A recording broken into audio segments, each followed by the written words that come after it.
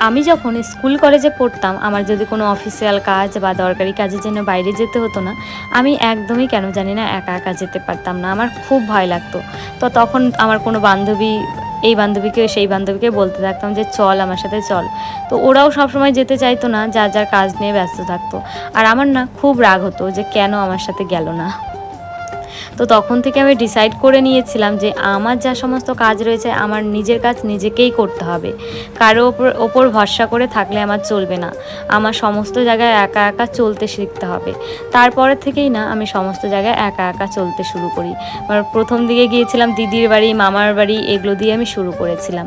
তো আগে যেই ভয়টা করতো এখন কিন্তু আর সেই ভয়টা লাগে না। আমি যদি কোথাও গিয়ে হারিয়েও যাই না, আমি ঠিক বাড়িতে চলে আসতে পারবো, এটুকুনি কনফিডেন্স আমার মধ্যে রয়েছে। আমরা 5 বোন, আমার যে 4 দিদি রয়েছে, ওরা কিন্তু সেইভাবে একা একা কোথাও ট্রাভেল করতে পারে না। এক বাবার বাড়ি, এক শ্বশুর বাড়ি, তার বাইরে কোথাও যায় না।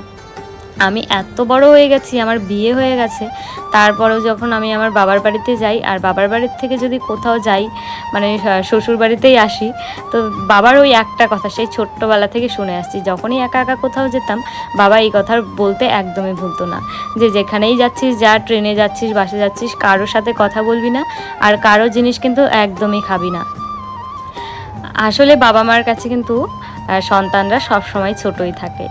আর আজকালকার যা দিনকাল পড়েছে, মানে মানুষ হলো ভয়ঙ্কর একটা জিনিস। মানুষ গিরগিটির মতো রং বদলাতে মানে 1 মিনিট সময় লাগে না। আমরা একটা মরা মানুষকে দেখে ভয় পাই। অ্যাকচুয়ালি মরা মানুষ কিন্তু তোমার কোনো ক্ষতি করবে না। তোমার পাশে যে জ্যান্ত লোকটা দাঁড়িয়ে রয়েছে তোমার কিন্তু 100টা ক্ষতি করে দিতে পারে সেই জ্যান্ত লোকটা। এই ব্যাপারগুলো কিন্তু দেখতে হবে। আর যেখানেই তোমরা ট্রাভেল করো না কেন, সব সময় নিজের সেফভাবে থাকার চেষ্টা করবে, যে কে কোন লোকটা কোনভাবে তোমার দিকে তাকাচ্ছে, এই ব্যাপারগুলো না আমি কেন জানি না খুব তাড়াতাড়ি বুঝে যাই। তো সেই জন্য হয়তো আমার বাইরে ট্রাভেল করতে কোনো রকম কোনো প্রবলেম হয় না। তো যাই হোক, আজকে তোমাদের সাথে অনেক গল্প করে ফেললাম। আর এই যে আমি আমার শ্যুট ছিল, তো সেই জন্যই কিন্তু আমি রেডি হচ্ছিলাম। অলমোস্ট আমার কমপ্লিট মেকআপ। তো এই যে এটা ছিল আমার ফাইনাল লুক। আমি একটা ব্ল্যাক কালারের গাউন পরেছি। তো ড্রেসটা তো আমি বানিয়েছি, তোমরা সবাই জানো। তোমরা যারা যারা এরকম টাইপের ড্রেস নিতে চাইছো আমার সাথে যোগাযোগ করতে কিন্তু পারো। আর যে কোনো মেকআপের জন্যও কিন্তু তোমরা আমার সাথে যোগাযোগ করতে পারো।